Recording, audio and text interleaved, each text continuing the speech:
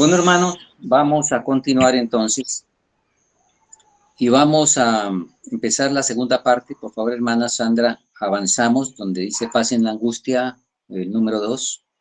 Están los mismos textos de Daniel 12:1, Jeremías 37, que ya los leímos, entonces vamos a avanzar. Y frente a ese pasaje de que en aquel tiempo se levantará Miguel y habrá tiempo de angustia cual nunca fue, leemos la cita que aparece en pantalla. Sucede muchas veces que los peligros que se esperan no resultan tan grandes como uno se los había imaginado, pero este no es el caso respecto de la crisis que nos espera. La imaginación más fecunda no alcanza a darse cuenta de la magnitud de tan dolorosa prueba. Bueno, esta cita lo dice todo, ¿verdad? Porque avanzando, recuerden, aquí estamos partiendo de cuando se cerró el tiempo de gracia. Estamos ahora en la gran tribulación que nos dice Mateo 24:21. Entonces habrá gran tribulación. Y vamos a hacer una listica que ya apareció en pantalla de los eventos que ocurren ahí, y estos sí no son uno detrás de otro. En los anteriores tampoco son necesariamente uno detrás de otro, algunos son un poquito antes, pero están avanzando juntos. Estos sí avanzan juntos, todos, ¿verdad? Fin del tiempo de gracia, se sueltan los vientos, Satanás totalmente suelto, colapso financiero, por supuesto, decreto de muerte. Antes era huida de las ciudades, de los pueblos pequeños, ahora es huida a las montañas, el gran zarandeo por el decreto de muerte, que entonces sume a los hijos de Dios en la angustia de Jacob bajo las 7 plagas, porque obviamente este es el tiempo, ustedes recuerdan, cuando se cierra el tiempo de gracia, de una vez el Señor empieza a enviar las 7 plagas que las tenemos, ustedes saben, en Apocalipsis capítulo 16. Muy bien, vamos a avanzar en Apocalipsis 13:15, leámoslo de nuestras Biblias, Apocalipsis 13:15, donde nos habla del decreto de muerte, ¿verdad? Vamos a leer textualmente lo que nos dice la palabra.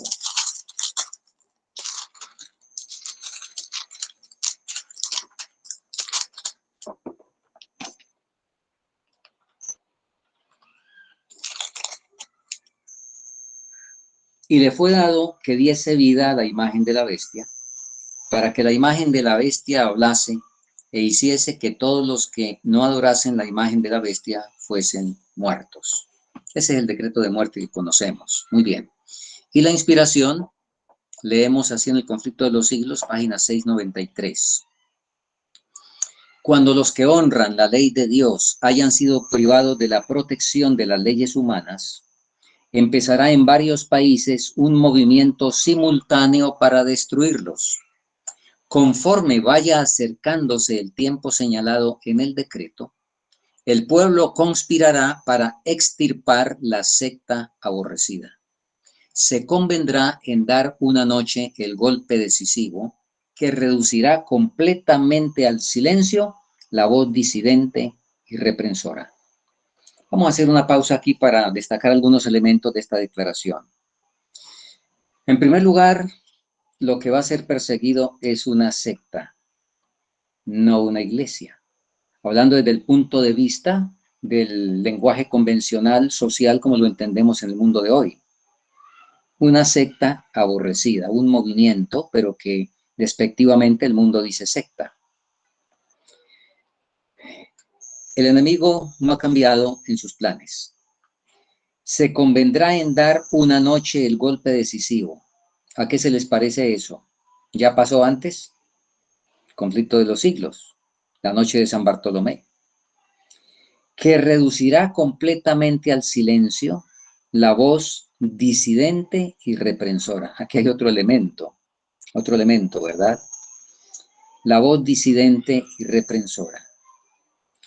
Próximamente en el estudio del deseo de todas las gentes, luego del capítulo que se va a empezar a estudiar, que es la niñez de Cristo, viene el capítulo 10 de conflicto, donde nos habla de que los fariseos acusaron a Jesús por su actitud disidente. Todos tienen que entrar en alguna disidencia, unos de lo bueno y otros de lo malo. Nosotros debemos seguir la disidencia de Jesús, no la de Coré, Datán y Abirán, no la de Saúl, ¿verdad? Ahora, quiero destacar también que dice cuando los que honran la ley de Dios, los que honran la ley de Dios. En la sesión del sellamiento, nosotros leímos que van a ser sellados, que un requisito para ser sellado es guardar los mandamientos, y se le da pues énfasis al sábado, a todos por supuesto, pero por razón de que va a ser la situación visible de prueba, entonces se le da buen énfasis al sábado. Y ustedes recuerdan que leímos los que concienzudamente guardan el sábado.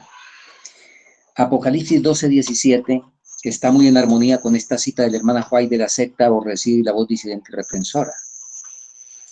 Muy interesante Apocalipsis 12:17. Entonces el dragón se llenó de ira contra la mujer, pero no persiguió a la mujer. La guerra no fue contra la mujer, sino se fue a hacer guerra contra los otros, contra el remanente de la descendencia de ella.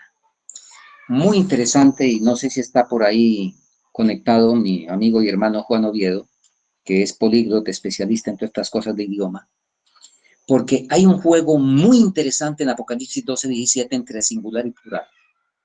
La mujer es singular, pero es una entidad grande, la mujer, la iglesia, ¿verdad?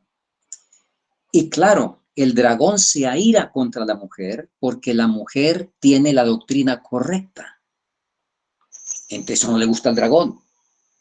Pero finalmente, no importa que tenga la doctrina correcta, pero que no guarde los mandamientos.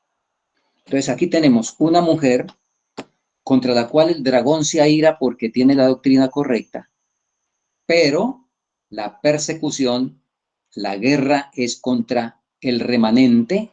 Ahí usa un singular, pero luego destaca un asunto singular plural. Los que, muy interesante, un estudio cuidadoso de ese juego de plural y singular. En los templos de la mujer y eso encontramos con muy buena intención, en muchos casos, la ley. Un servidor acaba de venir por allá del sur, y en Lima estuvimos en un templo donde es hermoso por lo distinto, porque el fondo de la plataforma es roca, es una roca, ahí natural. Entonces, por así decirlo, incrustaron eso en la roca, con los diferentes salientes de la roca y eso, pues la pulieron muy bonito. Y luego, aquí al frente de la roca, enseguida de la roca, está un hermoso mármol negro con los 10 mandamientos en blanco. La mujer hace monumentos a los mandamientos y los tiene ahí. Ahora, yo no sé si los que van allá todos los sábados, yo no sé si guardan el sábado, yo no sé. Asistimos allá, asistimos al templo, pero podemos asistir toda la vida y no guardar el sábado, porque cuando no hemos nacido de nuevo no hemos empezado a guardar los mandamientos. Entonces, aquí, repito, el asunto es contra una secta aborrecida que tiene una voz disidente y que reprende, como el hermano comentaba ya, el mensaje de Elías, ¿verdad? Esa secta dice salir de Babilonia.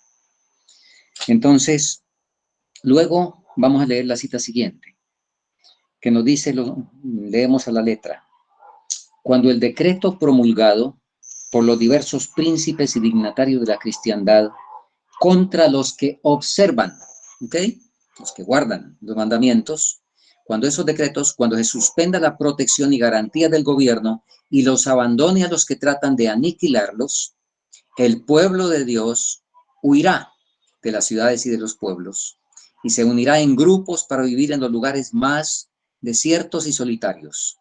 Muchos encontrarán refugio en puntos de difícil acceso en las montañas, como los cristianos de los valles del Piamonte convertirán los lugares elevados de la tierra en santuarios suyos y darán gracias a Dios por la fortaleza de rocas.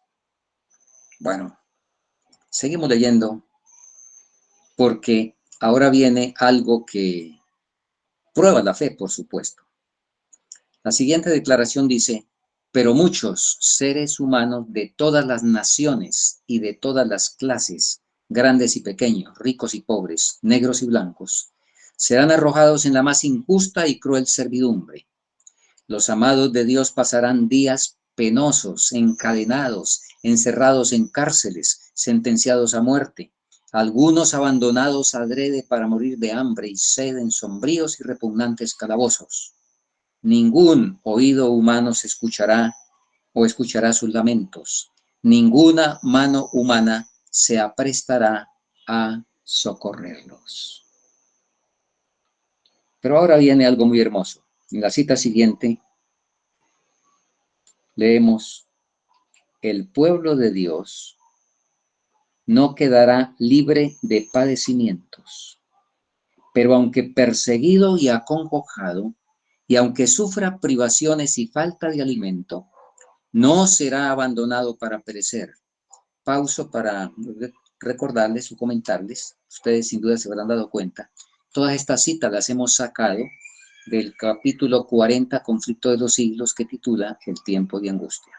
Muy bien, seguimos leyendo. El que cuidó de Elías no abandonará a ninguno de sus abnegados hijos. El que cuenta los cabellos de sus cabezas cuidará de ellos y los atenderá en tiempos de hambruna. Mientras los malvados están muriéndose de hambre y pestilencia, los ángeles protegerán a los justos y suplirán sus necesidades. Escrito está del que camina en justicia, que sus aguas estarán ciertas y su pan seguro. Seguimos leyendo.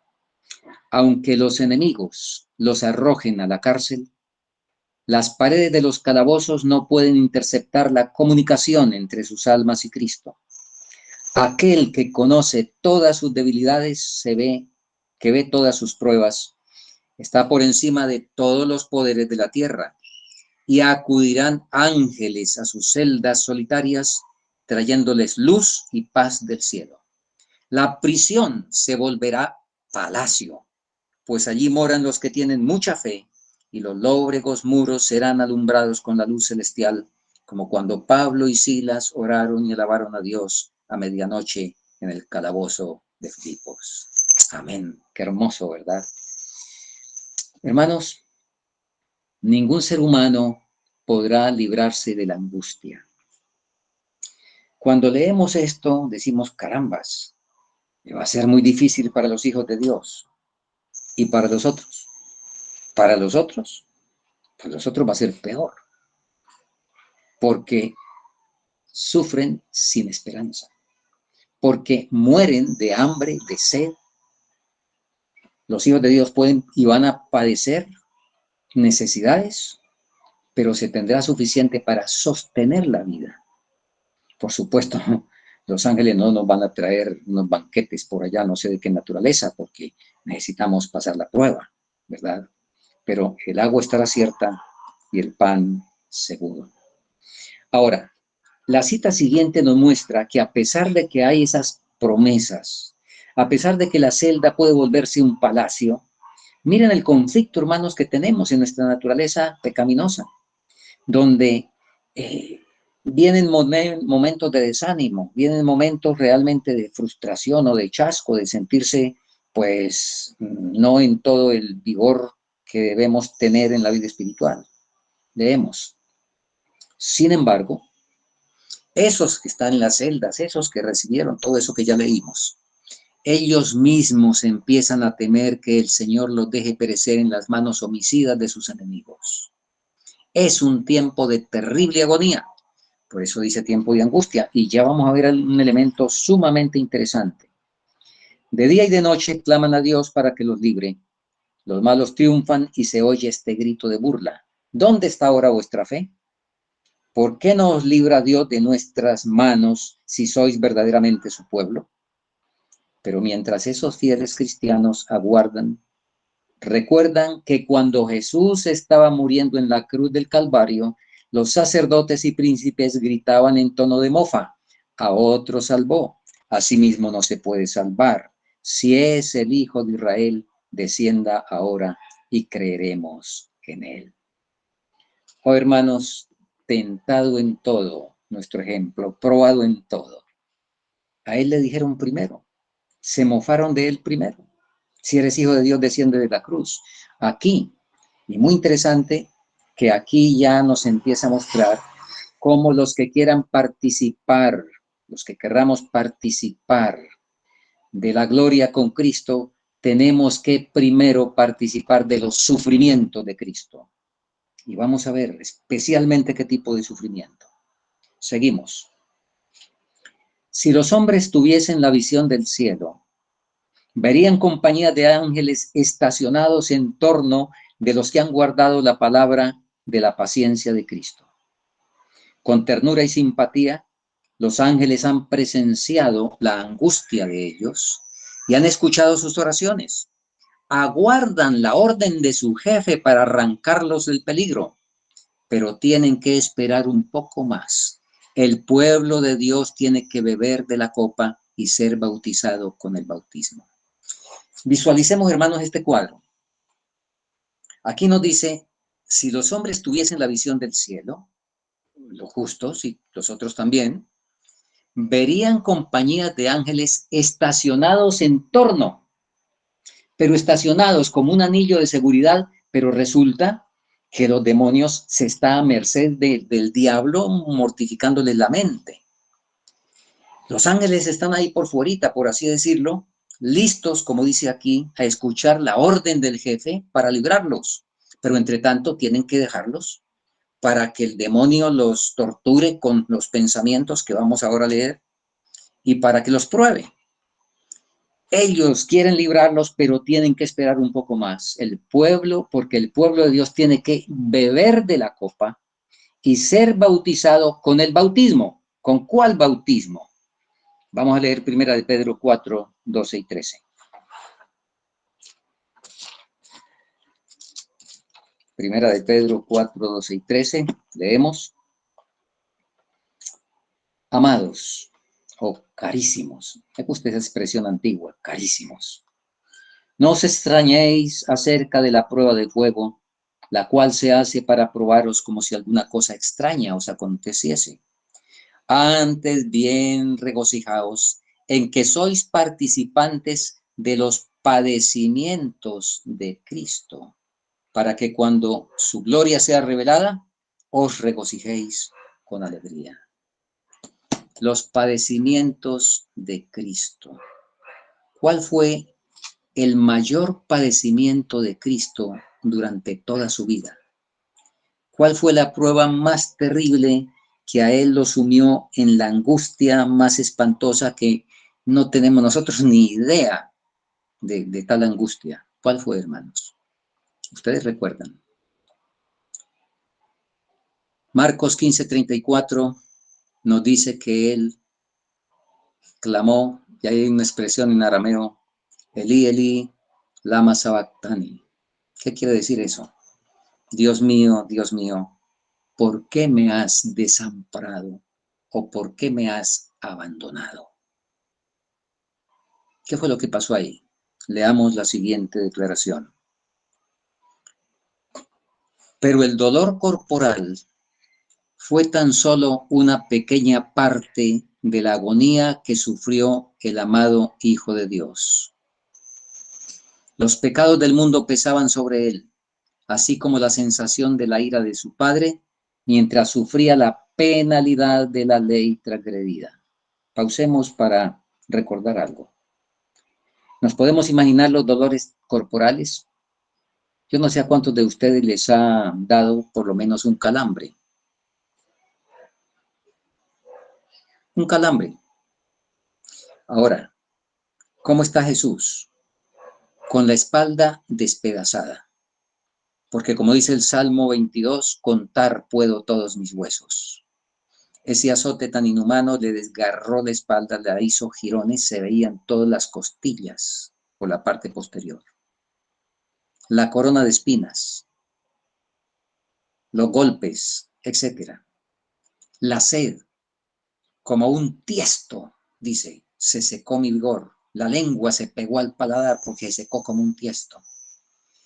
Terribles dolores y sin embargo, aquí nos dice que el dolor corporal, ahora, en la cruz, con los clavos, el cuerpo afirmado, imagínense ustedes en los clavos, tanto de las manos, en las manos desgarradas y en los pies también. Pero el dolor corporal fue tan solo una pequeña parte de la agonía que sufrió el amado Hijo de Dios. Los pecados del mundo pesaban sobre él, así como la sensación de la ira de su padre, mientras sufría la penalidad de la ley transgredida. Fue esto lo que abrumó su alma divina. Fue el hecho de que su padre ocultara su rostro, el sentimiento de que su propio padre lo había abandonado, lo que le infundió desesperación. Y ahora viene aquí algo, hermanos, tremendo. Ni un solo rayo de luz iluminó las perspectivas del futuro para él. Tan distinto de los mártires, como ya vamos a ver un caso extraordinario. Ustedes todos saben que Jesús murió sin saber si resucitaba o no. Ni un solo rayo de luz iluminó las perspectivas del futuro. Y lo más terrible para él fue sentir la separación de su padre por razón del pecado que no había cometido, pero que estaba cargando. Un pecado acumulado desde la creación. Nosotros no tenemos idea de una cosa de esas. No tenemos idea. Ahora, de esos sufrimientos es que los salvados van a tener que gustar también. Y la inspiración nos dice lo que seguimos leyendo en el capítulo que hemos mencionado, del conflicto de los hijos. Mientras Satanás acusa al pueblo de Dios, haciendo hincapié en sus pecados, el Señor le permite probarlos hasta el extremo. El recuerdo de su pasado hará decaer sus esperanzas, pues es poco el bien que pueda haber en toda su vida. Reconocen plenamente su debilidad e indignidad. Satanás trata de aterrorizarlos con la idea de que su caso es desesperado, de que las manchas de su impureza no serán jamás lavadas. ¿Cuál fue la angustia de Jesús? Que esa carga de pecado lo separara definitivamente de su Padre. Y aquí nos dice que Satanás tortura, quiere aterrorizar con la idea de que el caso es desesperado, que las manchas no serán lavadas. Y seguimos leyendo. Aun cuando los hijos de Dios se ven rodeados de enemigos que tratan de destruirlos, nótese bien, interesante, igual que Cristo, la angustia que sufren no procede del temor de ser perseguidos a causa de la verdad. Así como el dolor y la angustia de Cristo no era por los dolores físicos con todo y lo terriblemente atroces que eran. Entonces también sus escogidos, la angustia que sufren no procede del temor de ser perseguidos a causa de la verdad. Lo que temen es no haberse arrepentido de cada pecado y que debido a alguna falta por ellos cometida, no puede haberse realizada en ellos la promesa del Salvador. Yo también te guardaré de la hora de prueba que ha de venir sobre el mundo. Si pudiesen tener la seguridad del perdón, no retrocederían ante las torturas y la muerte. He ahí el bautismo que deben recibir para reflejar más perfectamente la imagen divina. ¿Y entonces qué hacen? Afligen sus almas, nos sigue diciendo la inspiración. Afligen sus almas ante Dios, recordándole cada uno de sus actos de arrepentimiento de sus numerosos pecados. Su fe no decae si sus oraciones no reciben inmediata contestación. Aunque sufren la ansiedad, el terror y la angustia más desesperantes, no dejan de orar. Echan mano del poder de Dios como Jacob se aferró al ángel, y de sus almas se exhala el grito: no te soltaré hasta que no me hayas bendecido. He ahí, hermanos, el bautismo que hay que recibir. Y voy a leer algo más aquí del libro, que no lo tenemos en pantalla. Ustedes recuerdan que dice, tiempo de angustia de Jacob, mas de ella será librado. Y se hace la analogía aquí con Jacob. Y al respecto nos dice lo siguiente. Si Jacob no se hubiese arrepentido previamente de su pecado que cometió al adueñarse fraudulentamente del derecho de primogenitura, Dios no habría escuchado su oración, ni le hubiera salvado la vida misericordiosamente.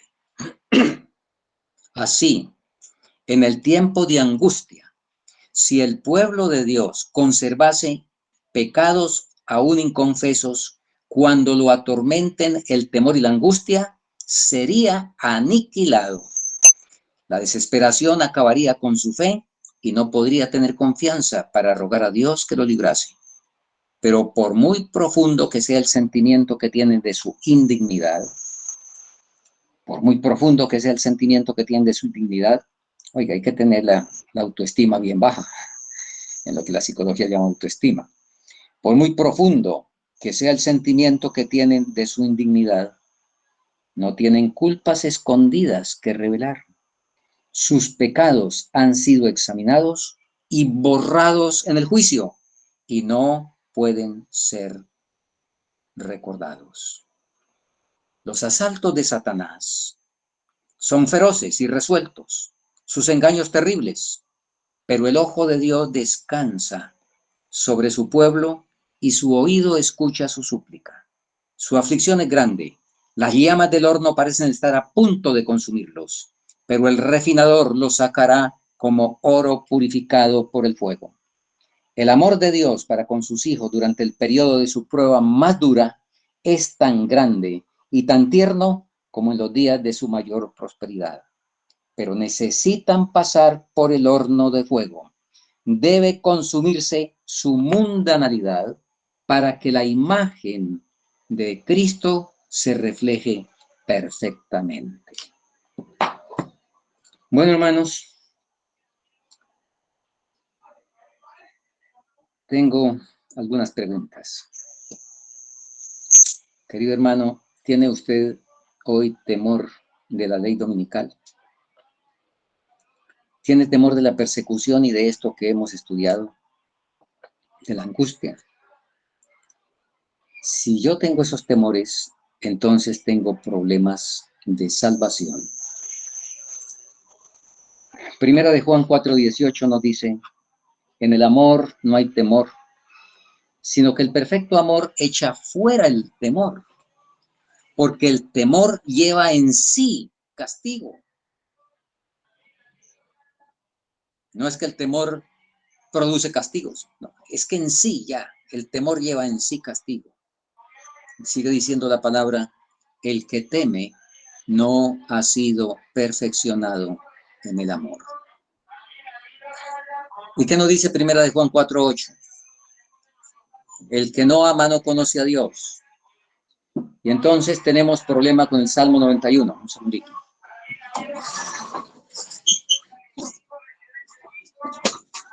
Tenemos problemas con el Salmo 91 cuando no conocemos a Dios. Porque recuerden que ese salmo es el salmo que cuando estudiamos el santuario se comentó que era el salmo de los que estaban en el lugar santísimo. Porque en el lugar santísimo es donde hay plumas y donde hay alas. En ninguna otra parte del santuario hay plumas y alas, sino en el lugar santísimo. Salmo 91 dice, con sus plumas te cubrirá, debajo de sus alas estarás seguro. ¿Y el secreto cuál es? Para que eso ocurra. Versículo 14 del Salmo 91. Por cuanto en mí ha puesto su voluntad. Oh, hermanos, esto es una cadena, ustedes noten. Por cuanto en mí ha puesto su voluntad. Y cuando eso ocurre, entonces el perfecto amor echa fuera el temor. Y como nos dice Jeremías 20:21, mas Jehová está conmigo como poderoso gigante, por tanto los que me persiguen tropezarán. Qué bendición es poder ser librados por el Señor y participar de ese amor, el cual echa fuera por completo el temor. Hermanos, quiero compartirles en unos 5 minutos más, espero 5 minutos ya terminar, compartirles algunos detalles de la historia de Juan Hus. Quizá ustedes han escuchado estos mismos detalles. Ustedes recuerdan que él fue condenado para la hoguera por el emperador Segismundo, pero antes de eso estuvo en una mazmorra en condiciones terriblemente inhumanas, y voy a leer algunos aspectos de su reclusión en ese lugar. Nos dice el relato de un Poggio que se llamaba Poggio el Papista, que cuando sacaron a Juan Hus de ese lugar, después de un corto momento, Hus fue llevado de su calabozo a una habitación decente, pero sus pies casi rehusaron llevarlo. La luz de sus ojos estaba desacostumbrada al día porque estaba en un calabozo oscuro, con una media luz. Sus mejillas estaban pálidas de muerte y flojos todos los dientes que le quedaban, puesto que 11 dientes se le habían caído debido a la húmeda prisión. Las uñas de sus dedos estaban terriblemente largas porque no había podido morderlas por muchas semanas. Sobre su piel había una concha de mugre de la cual emanaba un olor fétido, y su otrora cabello castaño caía en blancas tenzas sobre su podrida manta. Sus zapatos se habían podrido sobre sus pies y él se había convertido en una imagen de miseria sin igual, irreconocible para aquellos que lo habían conocido antes. Horror llenó a aquellos que le veían. Personas compasivas le prepararon un baño, trajeron ropa y le refrescaron con buena comida, por las cuales él solo podía agradecer con ojos llenos de lágrimas. Así pasaron 3 días en ese junio del año 1415. Bueno, el enemigo aquí se nos atravesó. Parece que ya se está alejando. Juan Hus escribió una carta de despedida a sus amigos en Bohemia que concluía diciendo: escrita en Constanza durante mi última noche, el 5 de julio de 1415, cuando tenía 42 años. Tranquilamente, Hus se recostó para dormir, después de hacer una oración piadosa y haber entregado la carta escrita al conde Schlum, su amigo. Llegó el día. Las campanas llamaban a la iglesia, a donde Hus fue llevado, y donde, escribe Poggio, fui llevado con muchos otros llorando lágrimas calientes. Había una gran multitud, especialmente en la iglesia. El emperador rogó a Hus que se retractara de sus opiniones y errores, los cuales fueron leídos públicamente por un monje panzudo.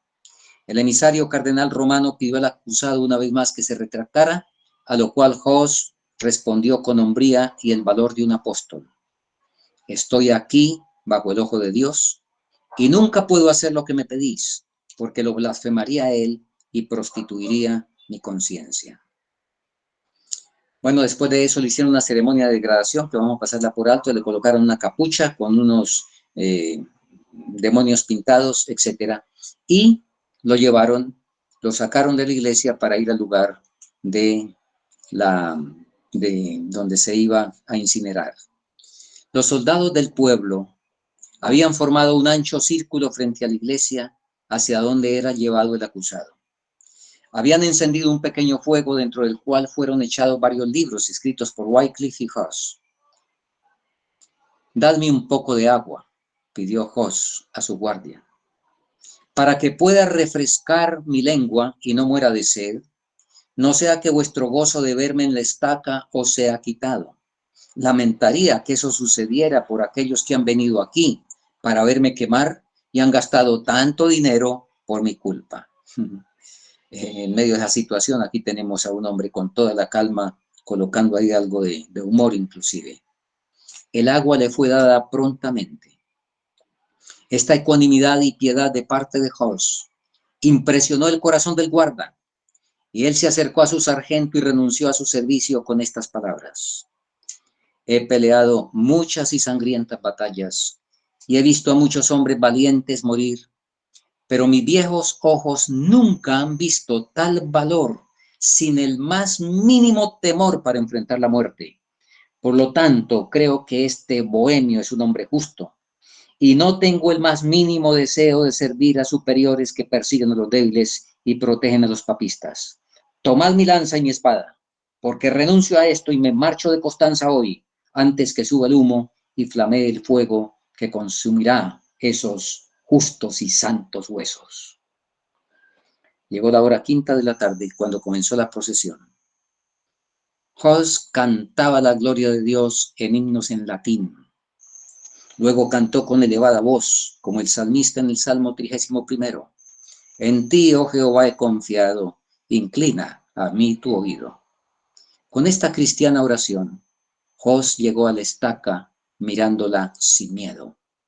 Se subió a ella, luego que 2 asistentes rompieran sus ropas y le pusieran un manto empapado en brea. El elector rogó a Hus que se retractara para salvarse de las llamas, pero Hus contestó lo siguiente: hoy asaréis un delgado ganso. Explico. Juan Josenit era el nombre completo de él.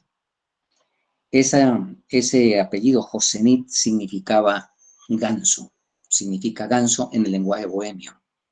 Por eso él dijo: hoy asaréis un delgado ganso, pero dentro de 100 años oiréis a un cisne cantar, a quien no asaréis y ninguna trampa o red lo atrapará para vosotros. Oh hermanos, qué hermoso.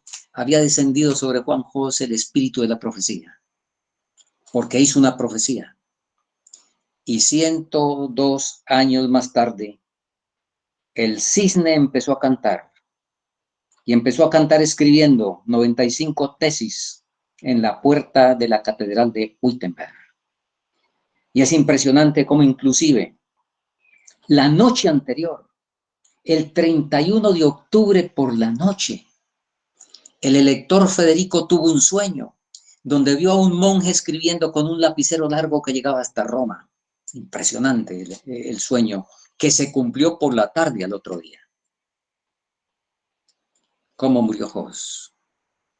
Tranquilo, feliz, cantando. ¿Tenemos nosotros temores, hermanos? ¿Tenemos temores? Si tenemos temores, nos falta el principio del amor, porque el perfecto amor echa fuera el temor. Y entonces, pues es nuestro deber buscar aquel que va a desterrar el temor de nuestras vidas. Y sencillamente entenderemos y estaremos practicando. No necesitamos preocuparnos del mañana. La mejor preparación para las pruebas del mañana es el fiel cumplimiento de los deberes hoy, dijo la inspiración. Y no tenemos nada que temer del futuro, a menos que olvidemos la manera como el Señor nos ha conducido en el pasado. El Señor nos ayude para que en esa dirección perseveremos y podamos entonces tener paz hoy. Y luego de la aflicción y el horno, tendremos la paz que durará por toda la eternidad. Vamos a orar.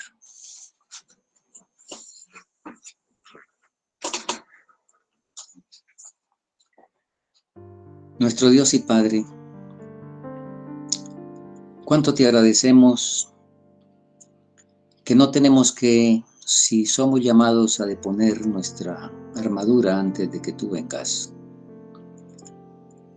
que tú no nos invitas y ninguno de nosotros está llamado por ti para sufrir la misma muerte de Cristo y morir en la desesperación. Cuánto agradecemos que Él estuvo dispuesto a perderse por salvarme y por salvarnos a cada uno de nosotros. Y porque por su llaga fuimos curados. La paz que Él no tuvo al morir, La han tenido quienes sentían confiado, y también la tendrán los mártires en el tiempo de la angustia, y podrán deponer su vida de manera gozosa, y tú darás la capacitación para ello, de modo que el vivir sea ganancia y el morir también lo sea, y el vivir sea Cristo. Gracias por tu amor, gracias por tu bondad, y porque tu promesa es que estarás con nosotros en la angustia, que nos acompañarás como poderoso gigante, y que debajo de tus alas podremos tener seguridad y salvación. Lo agradecemos en el nombre de Cristo Jesús. Amén.